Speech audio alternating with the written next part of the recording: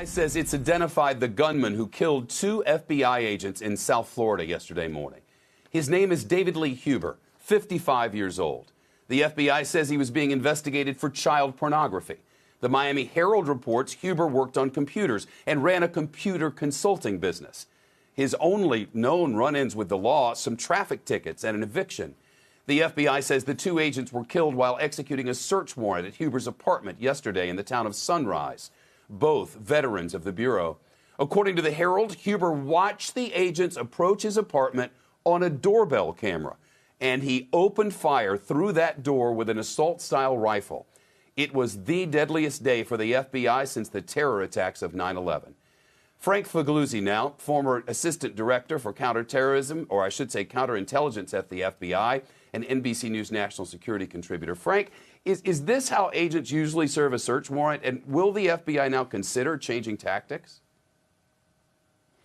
Typically, a search warrant obviously has to be served where the items are that you're searching for. So, yes. However, to answer your second question, the FBI is very good at pivoting and adapting from mistakes and from new threats. And the new threat here, as you pointed out, Shep, is the proliferation of these doorbell cameras and other security cameras that are almost as prolific as weapons inside people's homes. So don't be surprised if you see a new tactical approach, which is, if we want the element of surprise, it's not walking down the driveway toward the house anymore. It's taking someone down outside the house and then proceeding to the house more safely so you can execute your search.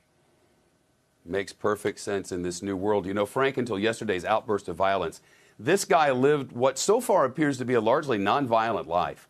Can you think of any way the FBI could have been warned that this ambush was a possibility? You can never totally eliminate the threat faced by law enforcement. That's a reminder for all of us. But you do your homework, and I believe the FBI is excellent at doing their intel gathering before hitting a house with a warrant or an arrest warrant. You look at concealed carry permits, gun registration. You always look around for vicious dogs. Are there children present that could be harmed if we enter the home?